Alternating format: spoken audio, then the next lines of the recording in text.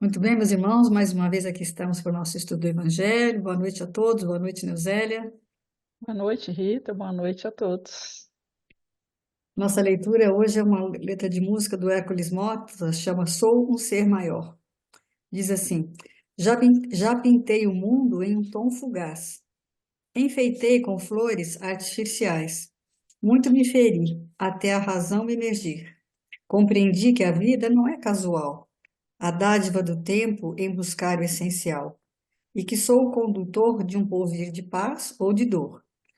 Já pude perceber o âmago das pedras, a seiva da raiz, o instinto das feras, do elemental ao limiar do eu imortal. Sou um ser maior, de um reino de belezas, eleito para ser herdeiro das estrelas. Um anjo, um querubim, é o meu destino, enfim. Sei que os elementos que encerram essa visão são apenas rudimentos na minha condição, mas eu aprendi, passo a passo, devo seguir, pois divina força move em conspiração, de me impulsionar nesta clara direção. Quando descobri, melhor do que querer é servir. Então, mais uma vez aqui estamos, Senhor, envolvidos pelo teu amor, pela tua intuição, para que possamos ter um trabalho, um estudo de qualidade, fiéis aos seus ensinamentos, que os mentores nossos individuais, os mentores do Centro Espírita Francisco de Assis possam estar conosco, nos intuindo, nos envolvendo, e que nesse trabalho, Senhor, possamos estar sempre perseverantes para cada dia estarmos um dia um pouco melhor do que fomos antes. Que Jesus nos abençoe, que Maria Santíssima nos envolva em seu manto de luz. Graças a Deus.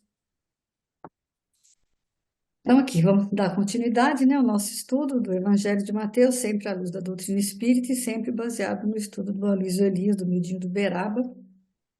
A gente está na passagem, nós estamos no capítulo 16, estudando a passagem conhecida como Sinal do Céu, que vai do versículo 1 ao versículo 4 do capítulo 16, que é uma passagenzinha curta, né? E nessa passagem, Jesus vai ter um encontro, mais um daqueles encontros com os fariseus e com os saduceus, que sempre estão tentando criar uma situação de embate com Jesus, perguntando para ele se ele é capaz de reconhecer ou prever algum sinal do céu, algum sinal vindo do céu, né, numa tradução mais precisa.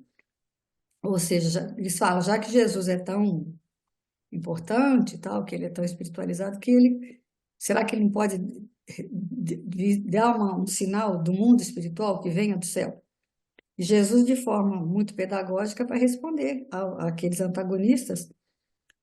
Mas a gente sempre sabe que quando a gente fala de fariseu, não é só daquele tempo, né? Até hoje, o que Jesus falava naquela época vem ecoando para os fariseus modernos, né, nas gerações seguintes. Tanto é que até hoje a gente está ainda refletindo sobre essas palavras. E na semana passada, no versículo 2, nós falamos sobre essa capacidade de olhar para o céu que a gente tem no final que seria que ele falou, né, que de manhã você olha para o céu, no final da tarde você olha para o céu, você sabe que ele está avermelhado, se vai haver tempo bom ou não, e a gente fez uma reflexão sobre a espiritualidade. Então a cor foi só mesmo uma desculpa para a gente aprofundar o estudo. É sinal que um ciclo está se fechando para iniciar um outro. E aí ele fala, né, que essa espiritualidade transborda, vem saindo do ambiente religioso para alcançar todos os segmentos, o artístico, o científico, até mesmo o jurídico. A gente às vezes tem um olhar meio pessimista sobre isso e acha que não. Olha que não está tudo muito ruim, tudo diferente. Mas se você se aprofundar mesmo, você vai ver que existem mais pessoas espiritualizadas. É porque ele fala, né, que muitas pessoas estão focadas nesses noticiários de crime, de fofoca política, mas que na realidade existem grandes manifestações acontecendo.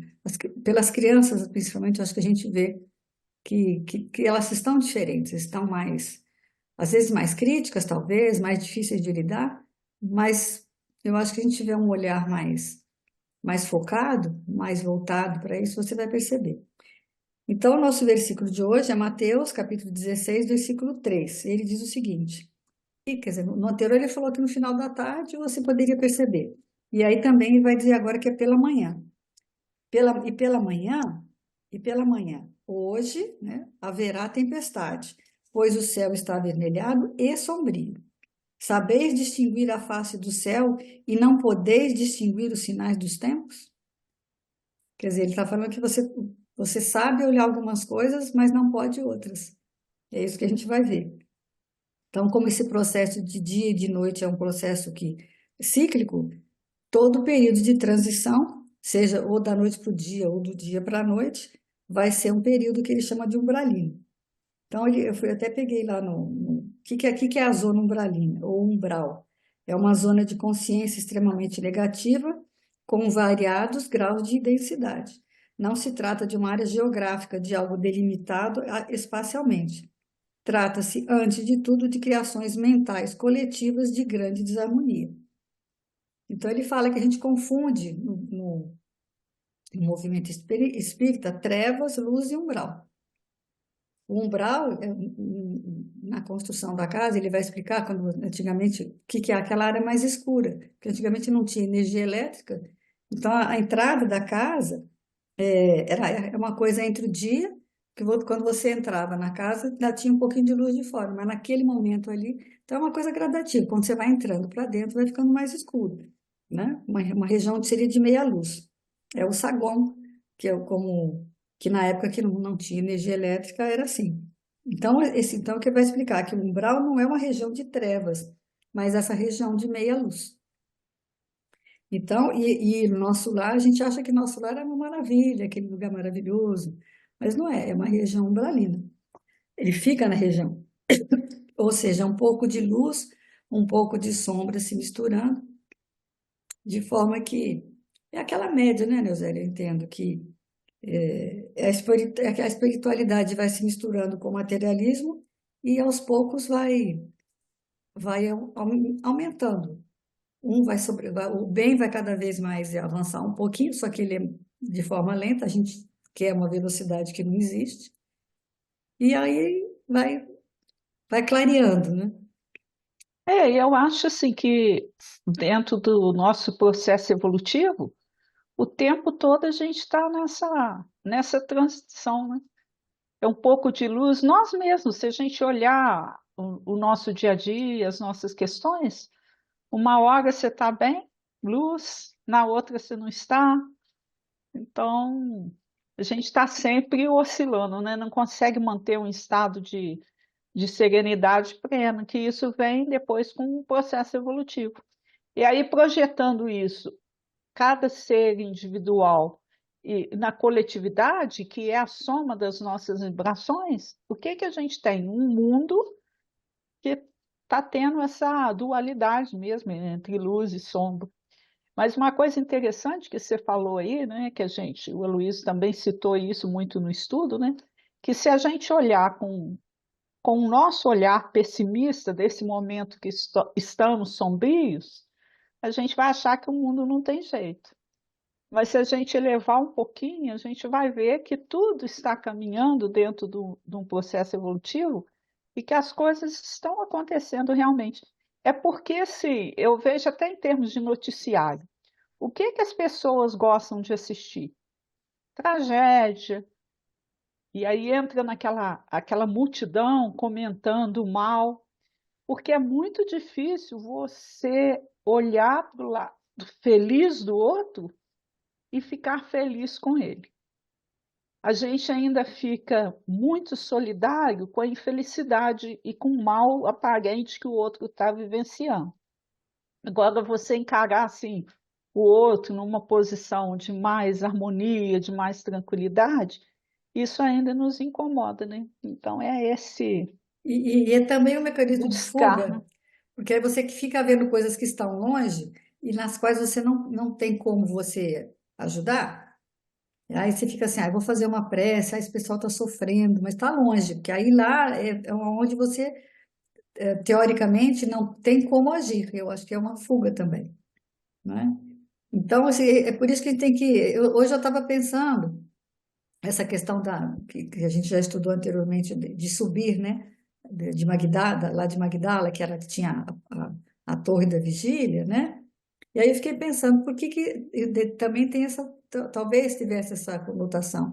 Por que após a crucificação de Jesus, estava todo mundo derrubado, triste, né? Vendo uma coisa muito ruim, porque Jesus tinha sido crucificado.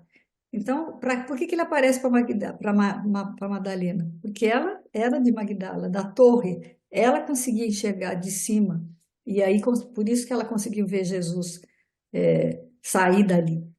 Então, a ressurreição, né, Jesus aparecer para ela ali também tem esse significado. Então, a gente tem que estar tentando sempre estar nessa torre, dessa torre que a gente tem que enxergar. Eu acho que o capítulo anterior falou muito disso. A gente tem que estar sempre olhando de cima para ver o que está acontecendo. No livro A Gênese, eu aconselho a ler o capítulo todo, que fala capítulo 18, são chegados os tempos. E aí tem uma coisa lá que chama a geração nova.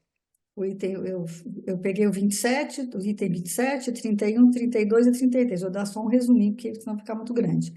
Mas ele fala assim, ó, para que na terra sejam felizes os homens, preciso é que somente o povoem espíritos bons, encarnados e desencarnados, e que somente ao bem se dediquem. Havendo chegado o tempo, grande emigração se verifica dos que as habitam. A dos que praticam o mal pelo mal, ainda não tocados pelo sentimento do bem, os quais, já não sendo dignos do planeta transformado, serão excluídos, porque senão lhe ocasionariam de novo perturbação e confusão, e constituiriam um obstáculo ao progresso.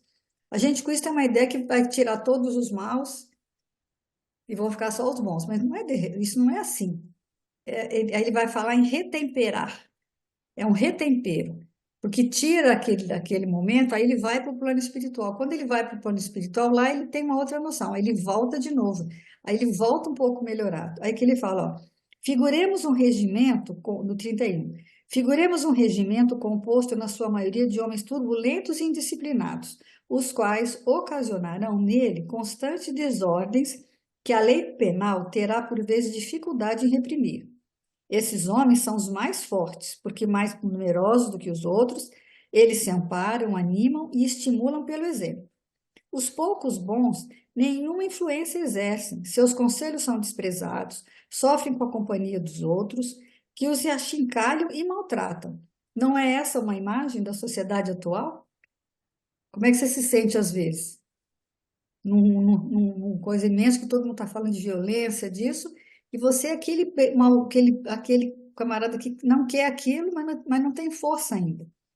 Suponhamos que esses homens são retirados um a um, 10 a 10, 100 a 100 do regimento e substituídos gradativamente por iguais números de bons soldados, mesmo por alguns do que já tinham sido expulsos e corrigiram, ou seja, foram expulsos, se corrigiram e voltaram. Ao cabo de algum tempo, existirá o mesmo regimento, mas transformado. A boa ordem terá sucedido a desordem. Aí no 32, as grandes partidas coletivas, entretanto, não têm por único fim ativar as saídas, têm a de igualmente transformar mais rapidamente o espírito da massa, livrando-a das más influências e de dar maior ascendente às ideias novas, por estarem muitos, apesar de suas imperfeições, maduros para a transformação, e que muitos partem a fim de apenas se retemperar em fonte mais pura. Então, não é que o que vai vir perfeito. Ele vem um pouquinho melhor. Ele vai retemperar. Né? Em fonte mais pura. Enquanto se conservasse no mesmo meio, sob as mesmas influências, persistiriam nas suas opiniões e nas suas maneiras de apreciar as coisas. Uma estada no mundo dos espíritos bastará para lhes descerrar os olhos. Por isso que aí vem os que não podiam ver na terra. O incrédulo, o fanático, o absolutista, poderão, consequentemente, voltar com ideias inatas de fé, tolerância e liberdade. E aí lá no 33 ele fala, a regeneração da humanidade, portanto, não exige absolutamente a renovação integral dos espíritos. Basta uma modificação em suas disposições morais. Essa modificação se opera em todos quantos lhe estão predispostos, desde que sejam subtraídos à influência perniciosa do mundo. Assim, Nem sempre os que voltam são outros espíritos. São com frequência os mesmos espíritos, mas pensando e sentindo de outra maneira. Então, é um vai e vem, mas não é assim. Por isso que não tem data certa. Por isso que lá no livro dos espíritos, no livro dos médiuns, fala que se o espírito deu data, pode contar que ele é. Porque também tem o livre-arbítrio nisso tudo. Então, eu achei interessante você falar, vai de 10 em 10, de 100 em 100, tira, vai lá para o plano espiritual. Aí chega lá e fala, peraí, não era bem assim, volta. Volta perfeito? Não. Volta imperfeito ainda, mais melhorado, mais retemperado. Eu achei esse termo de retemperar, que acho que Jesus vai retemperando. É como se você vai tirando uma água suja e jogando uma água limpa, né? Um lago sujo, você vai jogando água limpa, a sujeira vai saindo e vai entrando uma água mais limpa, cada vez vai ficando mais limpo, né? E a escolha de cada um, no tempo de cada um. Alguns podem, né? É a fala lá de Jesus para o público, né? Poderá seguir-me agora ou mais tarde. Quantas pessoas, às vezes, acontece, se a gente vê no nosso dia a dia, quantas pessoas, assim, que de repente se transformam, se tornam outra pessoa, mais humana, mais fraterna, porque aconteceu uma coisa na vida delas e ela Que tem um impactou, novo né? despertar, né? Teve um impacto grande e a partir daí ela teve outra conduta.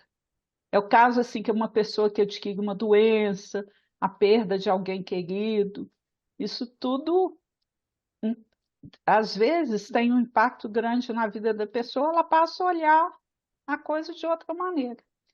Aliás, todo mundo, várias pessoas que tiveram câncer, que a gente conhece, tudo, passou pelo processo da doença, da quimioterapia, ela volta para a vida com outro olhar. Menos E esse, materialista, né? e esse tempo é de cada um, né?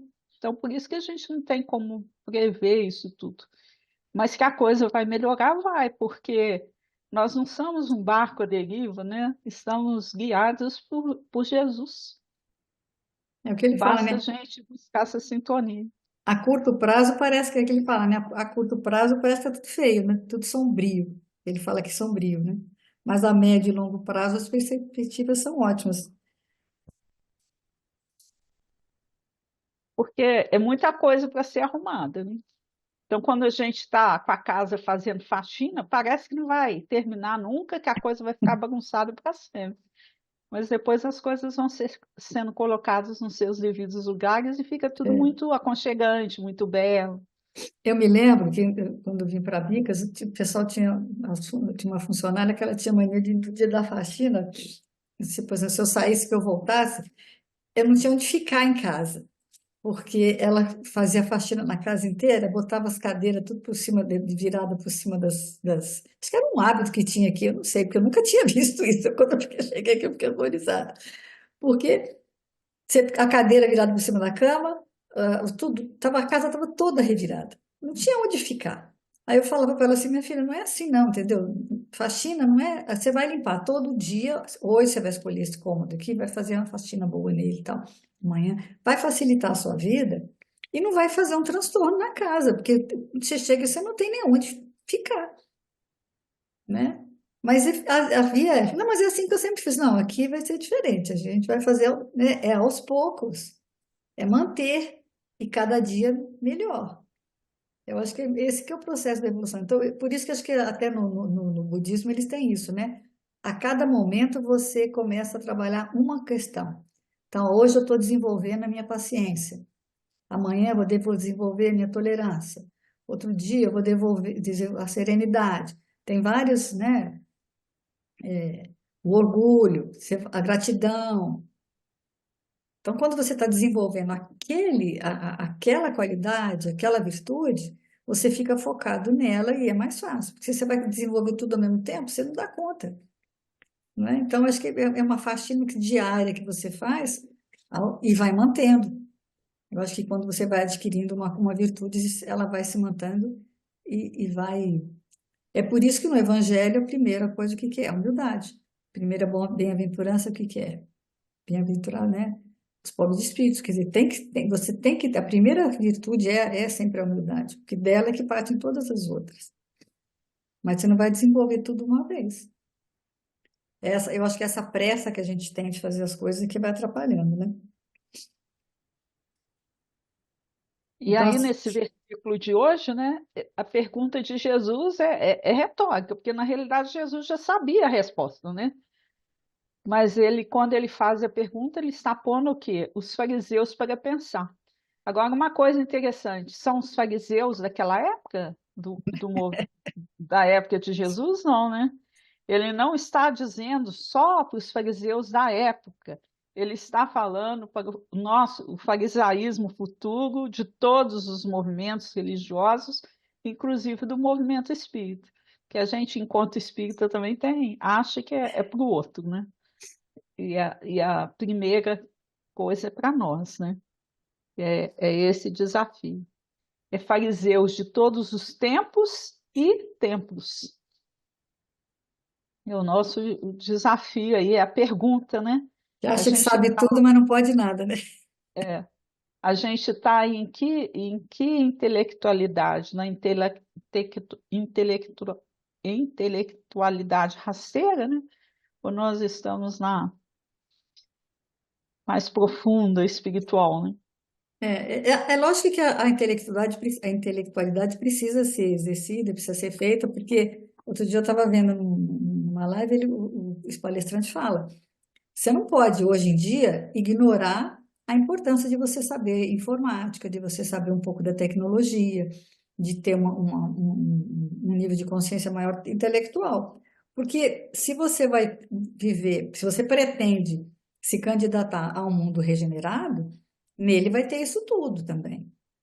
E talvez até para você desenvolver a sua espiritualidade, você precisa disso. Nós estamos aqui usando o quê? Tecnologia. Eu digito no computador, eu faço pesquisa em PDF.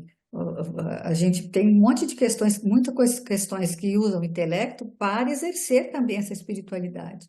Então, você não pode negar isso. Então, às vezes, uma pessoa se envelhece e fala assim: esse negócio de computador eu não quero aprender nada. Eu acho que tudo que você puder aprender, desde que você faça bom uso dele, é válido. E é importante também você saber tudo. Agora tem esse negócio da inteligência artificial. Gente, é fantástico. Aí tá todo mundo falando mal, não sei o quê. Não. Se Deus está permitindo, é porque é bom. Agora, o que que você vai fazer com isso que é o problema. Se você vai usar a inteligência artificial para fazer umas coisas legais, dentro de acordo com o evangelho, tá ótimo, tá maravilhoso. O uso que nós fazemos da nossa inteligência, né? Acho que tem um capítulo, né? A missão do homem inteligente no mundo. Qual que é? E não é difícil de você perceber. É que a gente vai se iludindo e criando justificativas para fazer aquilo que não era de acordo para usar essas tecnologias de forma pela violência ou pelas questões ruins. Mas se você souber usar, com certeza vai ter bom proveito, né? E é importante saber, eu A, também a acho. própria pandemia que nós passamos por ela, né? Imaginem vocês se a gente tivesse vivenciado tudo isso sem Sem, o intelectualismo, né? Sem essa possibilidade da internet, da comunicação, porque foi um momento que todo mundo teve que se recolher, mas ao mesmo tempo você se abriu para uma infinidade de conhecimentos. A internet fez assim, ó, com a sua vida, descortinou para você padrões de conhecimento que a gente nem imaginava que existiam. Então foi muito bom nesse sentido. Eu acho que é sempre Deus. Vem uma prova, uma dificuldade, e junto com ela vem para a gente também uma possibilidade de vivenciar aquilo com segurança, com lucidez, com amparo, né? De algum jeito o amparo surge. Então a gente não pode menosprezar essa questão da intelectualidade do mundo também. Agora, junto com essa, que é a rasteira, tem que existir o quê? A outra também, que é espiritualizada, que é a proposta de hoje, né? Ter o conhecimento de forma acertada, para que esse conhecimento possa ser um agente transformador para o mundo ficar melhor. E melhor nesse sentido de espiritualidade profunda, porque todas as outras coisas materiais são transitórias e ninguém vai evoluir em função disso. Agora, a gente vai evoluir na medida que todo esse conhecimento se espalhar, servir para a gente exercitar de maneira mais abrangente a fraternidade, a solidariedade entre os povos, né? Isso é uma coisa muito bonita.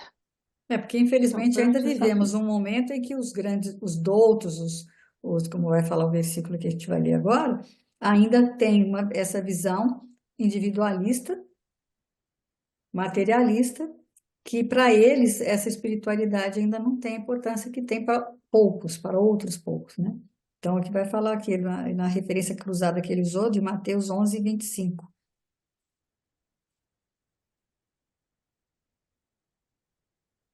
Disse então Jesus essas palavras: Graças te rendo, meu Pai, Senhor do céu e da terra, por haveres ocultado essas coisas aos doutos e aos prudentes, e por as teres revelado aos simples e aos pequeninos.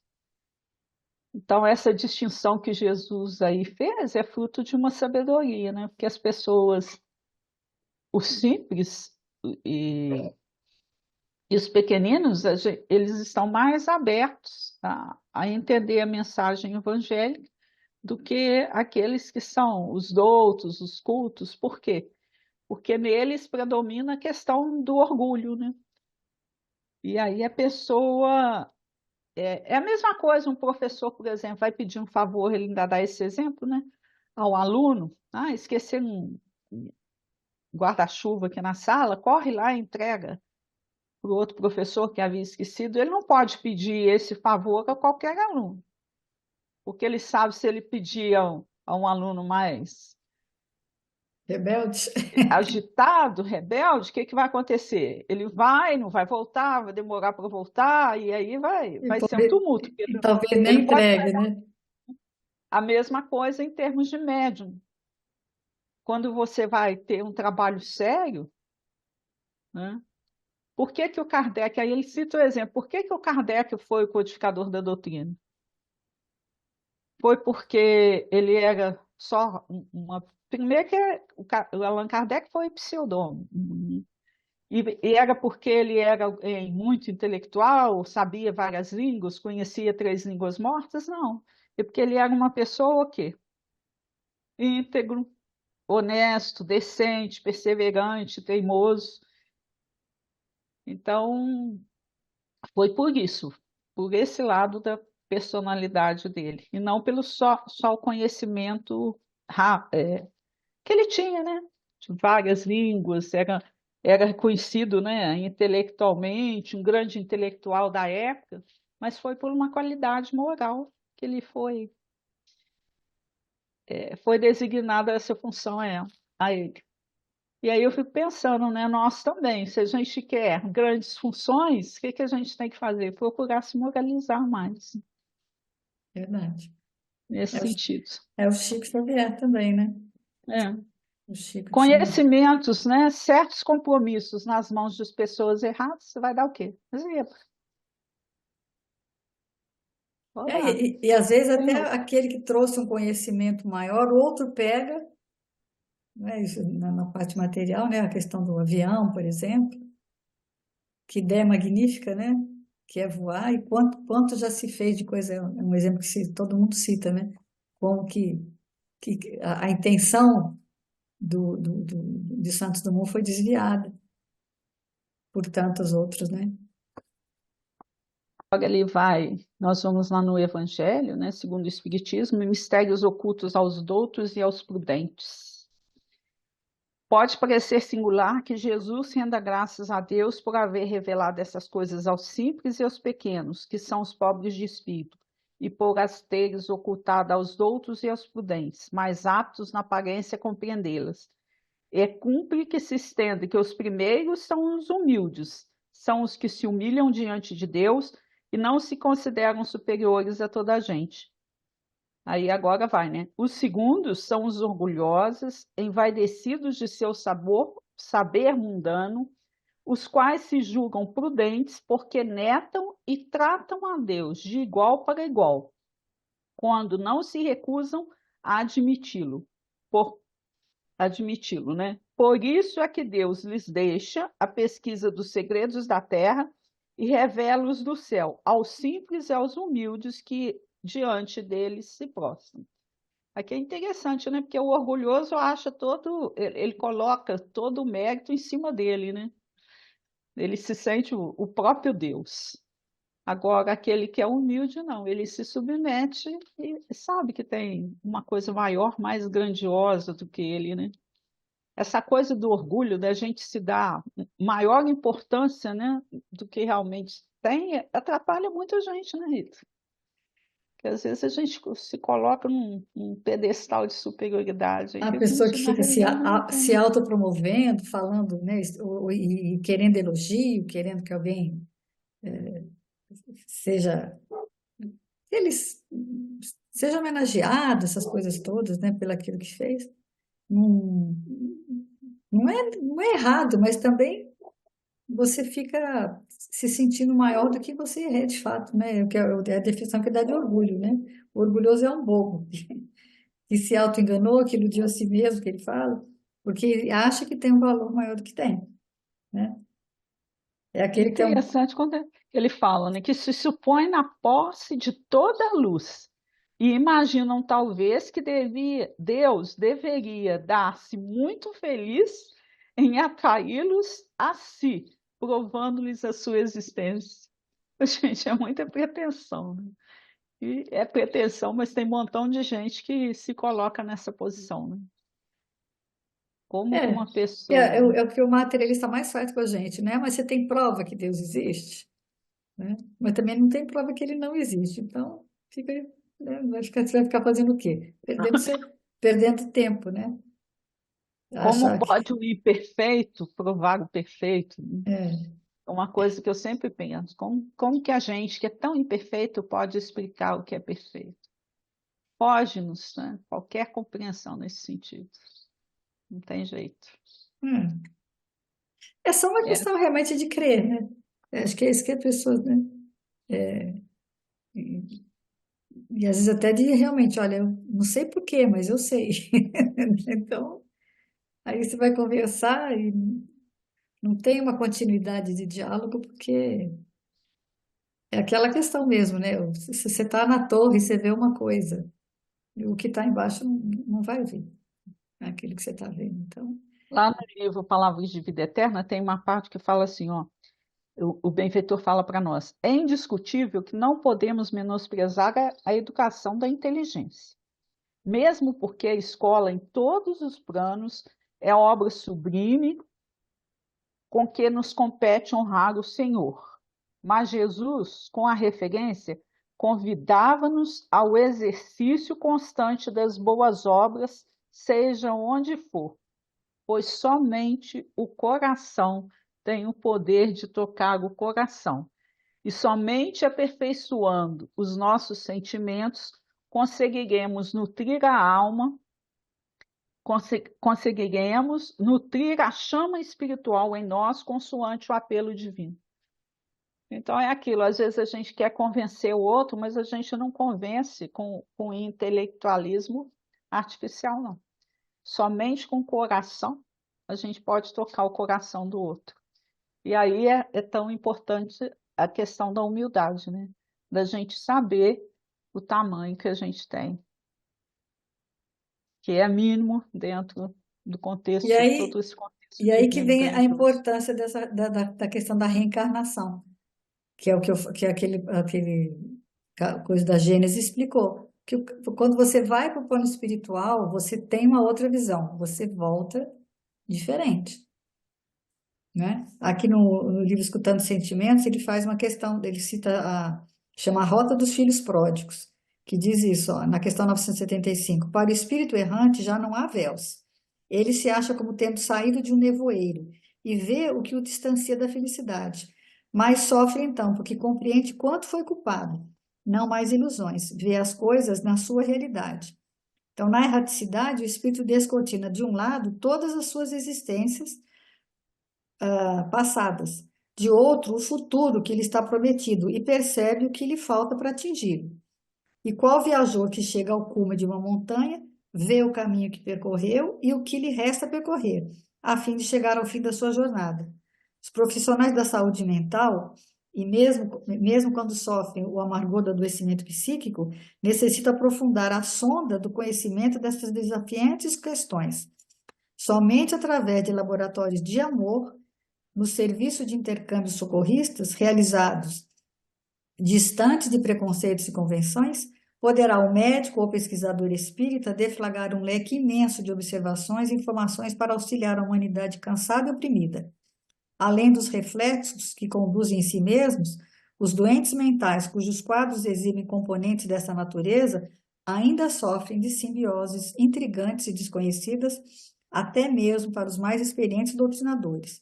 A história da evolução da alma na humanidade é assunto de valor na erradicação dos mais variados problemas sociais. Já não basta mais uma análise perfunctória das lutas humanas.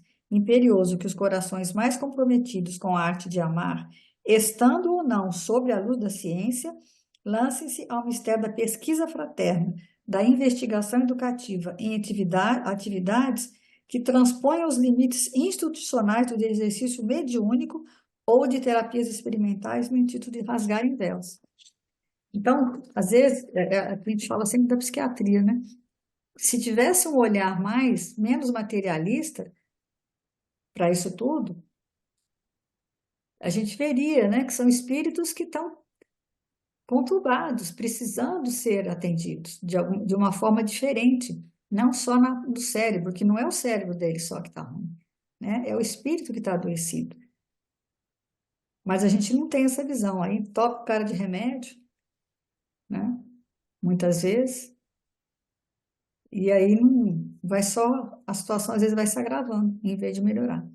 Quando na realidade era uma questão mesmo, né? Por isso que eu falo, a reencarnação é importante nesse sentido.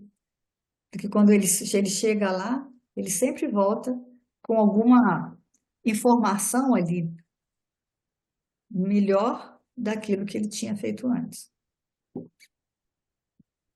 E aí ele continua, ó, a esses, né, os orgulhosos, né, a esses não quer Deus abrir à força os olhos, dado que lhe apraz tê-los fechados. Quer dizer, não adianta você querer abrir o olho de quem gosta de ficar com o olhar fechado, né? A vez dele chegará, mas é preciso que antes sintam as angústias das trevas e reconheçam que é a divindade e não o acaso quem lhes fere orgulho. Então, quer dizer, é o momento de cada um, né? Não adianta. Dentro disso que você falou aí anteriormente, eu acredito que com a evolução isso vai ter clareza, mas por enquanto a gente ainda necessita, porque o indivíduo, dentro do processo evolutivo, ele prefere o remédio para resolver os problemas do que ter essa consciência que é um espírito imortal e que precisa fazer a parte dele. Então, enquanto também a pessoa não tiver isso nela, né, enquanto ser individual, aí, porque é mais fácil, Rita, eu julgar a responsabilidade da minha cura no outro, num objeto qualquer, num medicamento, do que ter o compromisso de olhar para mim mesmo e falar assim, não, tem uma parcela minha aqui que eu preciso trabalhar. E a psicanálise, a psicologia, está caminhando para isso, mas ainda demora um pouco, né? Até a Porque gente a ter pessoa, essa visão, né? a gente acha que é o outro que tem que mudar, né? E aí, às vezes, o outro até muda, mas não vai adiantar nada, porque se você não mudou, também não adiantou nada, É. né? E é assim, e aí ele continua, olha, no Evangelho, é que ainda não trazem maduro o espírito para compreendê-la, nem o coração para senti-lo. O orgulho é a catarata que lhes tolda a visão. De que vale apresentar à luz um cego necessária que antes se lhe destrua a causa do mal. Tão bonito, né? Enquanto a pessoa, vamos trabalhar as causas do mal que existem em nós, porque não adianta eu te dar a luz se você não tá lá, não quer enxergar. E aí fica complicado, né? É o que eu falo, né? Tem um capítulo do livro do André Luiz que acho que eles falam para os espíritos saírem e procurarem espíritos que estejam aptos para o tratamento, para o atendimento. E aí eles falam, ó, mas cuidado, não traz, vai, não adianta você ter, certas pessoas, não adianta você trazer, não, porque a gente não vai perder tempo com quem não quer, né? Quem não está pronto ainda. Tem que ter essa maturidade, né? E os espíritos, eles têm condição de ver. Aquele caso também no nosso lar, né, Para da você se mulher que está ajudar, cheia de. você tem que estender a mão, né? É, Não é lá ficar parado e querer que alguém enfie a mão lá no buraco para te tirar de lá. Não, é necessário o seu esforço de ascensão também, porque senão não tem jeito. aquele caso da mulher que fica no portão lá do nosso lar batendo, aparentemente, ai, coitada, o André Luiz fica com pena dela, né? Não vai deixar ela entrar, não, ela está cheia.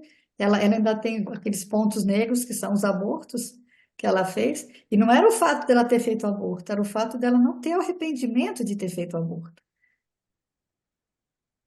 Ela ainda se sentia como vítima ali. Enquanto você não sai da sua condição de vítima, de achar que você que está sendo perseguido, você que e não enxerga que você está realmente colhendo os frutos que você plantou e que você precisa se arrepender, você precisa ter humildade para entender isso. Enquanto esse processo não acontece, não tem como a espiritualidade te atender.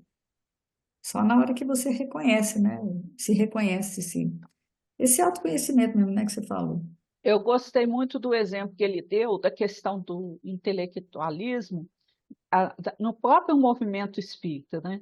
Se eu tenho um título, né, um Ah, eu também acho doutorado, um horrores. mestrado, e por aí afora, né? É médico, engenheiro ou qualquer coisa assim, Que né? eu posso ser, eu, no meu ambiente acadêmico, que esses títulos realmente vão me qualificar para o trabalho que eu tenho a desempenhar.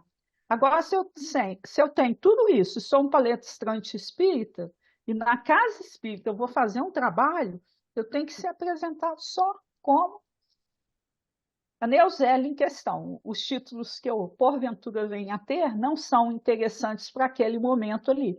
E aí as pessoas fazem muito isso, que é uma coisa muito feia, sempre me incomodou, sempre É, achei eu também não assim, gosto, não. porque tem ambientes e tem ambientes, e também não tem necessidade de você ficar mostrando para o outro aquilo que você já conquistou, não. Porque as suas conquistas, elas ficam evidentes com a sua postura em relação à vida. Então, essas pessoas que ficam, né, dentro do chaçaquismo, né, valorizando demais uma coisa que não é para ser valorizada dentro daquele momento ali, não que a gente não ache importante, são conquistas das pessoas, são títulos que ele conquistou, é importante para a vida dele, claro que é, para a vida acadêmica, para a vida profissional, mas para a vida dentro do aspecto religioso, isso não vai fazer a mínima diferença. E no movimento espírita, assim como em todo lugar, né? Aí eu lembrei do palestrante, segunda-feira, Ah, que gracinha, né? fez. Gente do Aí eu céu, falei que assim, gente, pessoa, né? eu fiquei tentando lembrar do nome dele, acho que era o Geraldo, né? Geraldo. Hoje cedo eu ainda pensei, refletindo sobre o estudo que a gente ia fazer. Aí eu falei, não teve apresentação nenhuma, nada, nada, nada. Mas ele se impôs irradiando luz. Que coisa bonita, né? Que postura bonita, com aquela tranquilidade, com aquela serenidade. Deu um show assim de De espiritualidade, conhecimento, né? né? De espiritualidade que foi De lindo lógica, demais. né? De lógica, de sequência, tudo foi muito bom, realmente foi fantástico. Aí É, que ele fala da questão do NEP também, né? Não é para gente. Aqui nós não somos intelectuais bíblicos. Nós somos alguém o quê? Que a gente está tentando hierarquizar, né? Kardec, os ensinamentos do Chico, botar isso tudo no lugar que lhe é devido, tentando descortinar esses véus que para a nossa faixa evolutiva ainda existem muitos, né? Mas que a gente vai precisar do conhecimento, do estudo, para entendê-los. Mas mais do que esse conhecimento e estudo, é necessário fazer o quê? Tocar o nosso coração para a gente tocar o coração do outro. Porque se esse conhecimento que eu vou adquirindo em termos de doutrina, o ensinamento aqui do Evangelho, se ele não me torna uma pessoa melhor, então esse conhecimento terá sido o que vão. Verdade.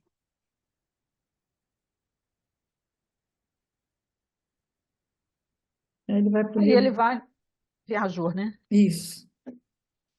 Jesus não malsinou a inteligência e a cultura que se referiu aos tesouros da sabedoria ocultos aos doutos e prudentes e revelados aos humildes e pequeninos. Encarecia que o espírito enquistado na vaidade é semelhante ao canal obstruído, incapaz de servir à condução de água nutriente. Bonito isso, né? Quer dizer, a vaidade, se você tem essa vaidade, todo aquele conhecimento ele vai ser capaz o quê? Vai ser incapaz, né, de fluir, de produzir frutos, digamos assim, né? É como uma água, é semelhante ao canal obstruído, incapaz de servir à condução de água nutriente. Então, nós temos essa fonte de água viva, mas se a vaidade entra no meio dela, Ela fica então represada, né? ela vai ser represada, vai ocasionar doença, a gente não vai conseguir Ah, contribuir, né, para um fica como mundo uma, fica melhor como aí. uma água parada, né? Que só vai trazer doença, não vai trazer benefício, né? A gente tem. Destacava os preconceitos como pedras da senda, entrando passo a passo de quanto se propõe a seguir à frente, entravando, né? E como que a gente ainda tem preconceito, né? Como a gente ainda é Você fa... intolerante, né? Com o que o outro, como o outro age, como o outro se veste, como o outro fala, como tudo, né? Você fica assim, meu Deus, toda vez que pensa assim, nossa, mas como é que ele pode fazer isso? É a intolerância se manifestando. E a gente faz isso, assim, acho que várias vezes por dia. A gente não tem essa visão, né, de caridade com o outro, não tem esse entendimento ainda. Mas aí, como é que é, né? Estamos ainda a caminho, né? Estão caminhando. O importante é ir tentando, persistindo no aprendizado, dar um passo de cada vez. Uma hora a gente erra, outra hora a gente acerta. Mas o bom é que os nossos erros também são caminhos de aprendizagem, né? Com O bonito certeza, de Deus que ele é sempre isso. É com o erro que você vai aprendendo também, né? verdade. Aí ele vai lá no livro Boa Nova, a lição de Nicodemos. E Nicodemos é que, né, era um intelectual da época, ele reconhecia Jesus, a sabedoria de Jesus, e queria beber dessa fonte, mas o que acontecia com ele? Ele se envergonhava disso, né? Então, ó, é que o profeta não se deixava seduzir pelas grandes promessas que lhe faziam com referência ao seu futuro material. Jamais temperava sua palavra de verdade com as conveniências do comodismo da época. Então é aquilo, né? Ser conivente com as questões materiais aí que existem por É trás porque disso ele tudo, já né? enxergava, já tinha noção de uma espiritualidade, da importância dela, mas ainda não tinha coragem, a força de ir Tinha contra. medo, né? Tinha medo, né, das consequências, né? Sabia, né, que... E aí o pessoal, é que nem ele fala, acham que eles achavam que Jesus estava desperdiçando seu tempo, andando com o pescador, com o analfabeto, com o mal vestido, sem ter onde morar, passando fome. Então, como é que é eu acho que é o que Judas pensou também. E talvez, quem sabe, nós também pensaríamos hoje, se uma pessoa humilde, dentro de uma sociedade tão materialista, ela vai ter força de fazer grandes mudanças, né? Jesus não se deixava seduzir, né, pelas essas questões. Não, Ele falava, jamais temperava, né? é, Então é aquele, né? o logo intelectual, o ganho material, ele não misturava essas coisas. Jesus tinha essa firmeza. Então, ele não era conivente com as questões do mundo. E Porque aí ele Jesus foi chamado, né, para aprender no Sinédrio, Jesus foi chamado para ter essa vida, né, de facilidade, de intelectualidade, e o que que ele fez? Escolheu ficar na carpintaria. É bem um sinal, né? Aí, o que Jesus fala com Nicodemos, olha, primeiro que tudo, Nicodemos, não basta que tenhas vivido a interpretar a lei, antes de raciocinar sobre as suas disposições, deveria ter-lhes sentido os textos. Então, a questão do sentimento, que tem que estar aí para a gente desperto, que é o difícil da gente fazer, né?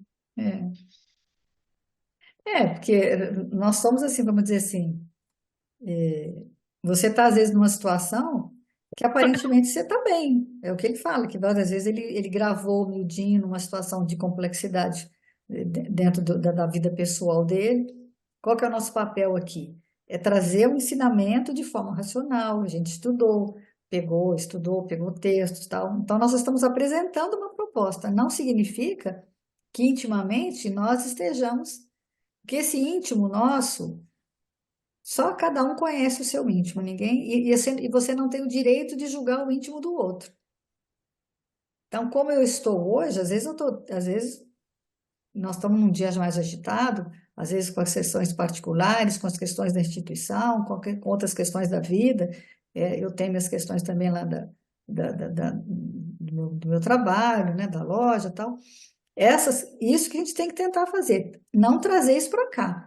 Mas não significa que nós não estamos vivendo isso e não estamos vivenciando isso. Então, isso aqui, o primeiro aprendiz, é o que só que a letra fala, né? O primeiro ouvido é o nosso. Então, não significa que a gente esteja aqui numa posição de dizer, ah, não, nós estamos fazendo tudo certinho. Não. Muitas vezes a gente está até fazendo com muita dificuldade por questões materialistas até mesmo, de coisas que a gente está vivenciando no momento. Mas o texto faz o quê? A gente anota, a gente estuda, para quê? Para poder ter, para nós e para quem está assistindo, um direcionamento. Mas não significa que a gente esteja realmente vivenciando isso. É bem assim, difícil para todo mundo, para todos nós, porque no fundo, nós estamos todos mais ou menos dentro do mesmo campo vibratório e dentro das mesmas questões. Uns mais, outros menos, mas dentro desse campo vibratório que a gente tem dificuldade de se manter numa faixa vibratória satisfatória, né? A gente não pode ter essa ilusão de que estamos aqui em posição de perfeitinhos, né? Não somos, ninguém é. É. No livro Palavras de Vida Eterna também, Benfeitor tem uma fala que diz o seguinte: será surpreendido a cada passo pelos sofistas da religião, pelos falsários da filosofia, pelos paranoicos da ciência e dilapadores da escola.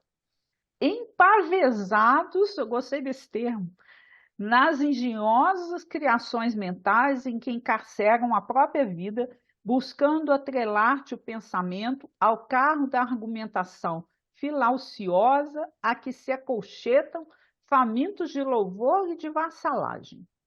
Acautela-te no trato com todos os que tudo te pedem no campo da independência espiritual, limitando-te a capacidade de sentir e pensar, empreender e construir, porquanto em nos fazendo tributários da falsa glória em que se enclausuram, relegam-nos a existência a planos de subnível, quando Cristo, tudo nos dando em amor e sabedoria, nos ampliou a emoção e o conhecimento, a iniciativa e o trabalho, convertendo-nos em filhos emancipados da criação, para que tenhamos não apenas a vida, mas a vida santificada e abundante. Então, essas influências vão existir para a gente o tempo todo, né? Agora, a gente tem que ter cuidado para não se deixar levar pela força da multidão.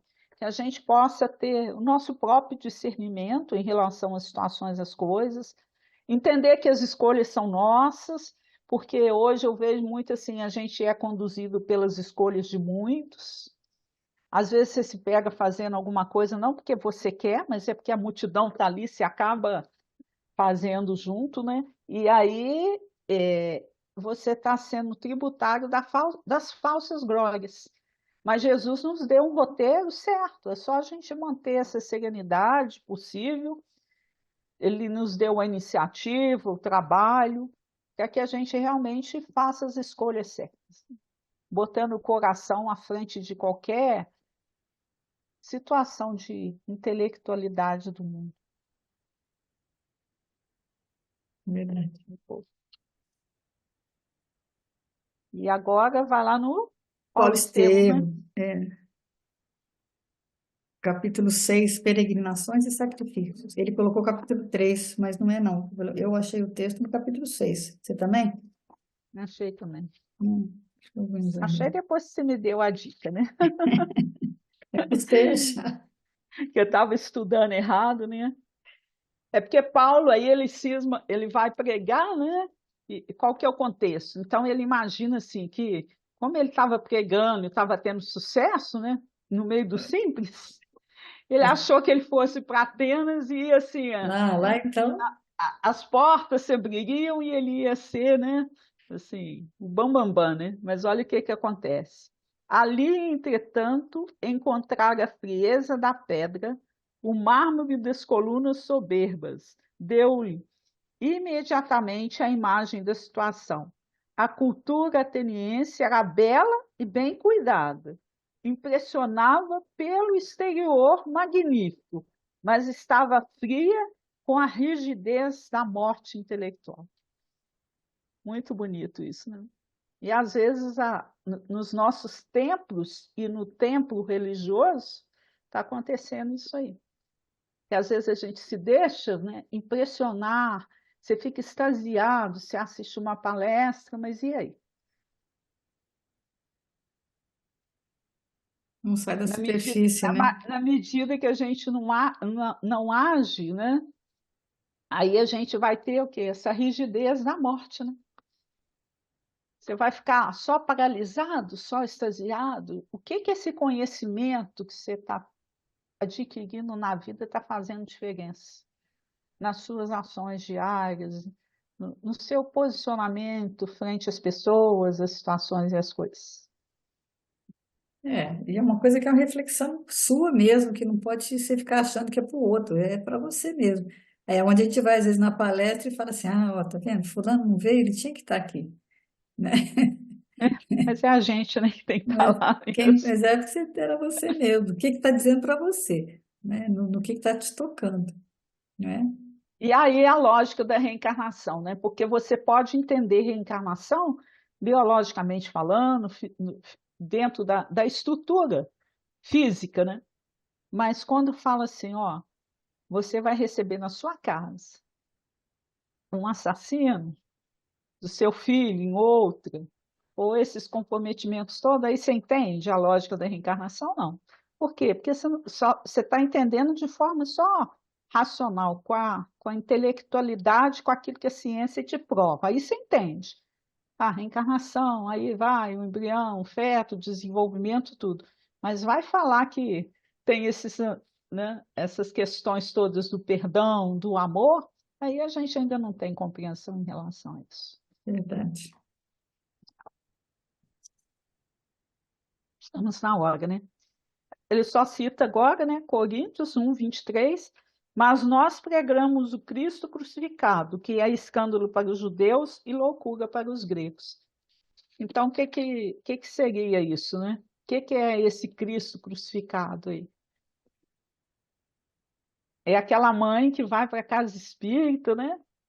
E deixou o filho lá em casa depois de um dia inteiro de quimioterapia, de tratamento. Essa mãe é o Cristo crucificado. É o pai de família que perdeu o emprego, que chega lá para ouvir o evangelho e não sabe nem se vai ter dinheiro para pagar o aluguel no mês seguinte. Esse é o Cristo crucificado, né?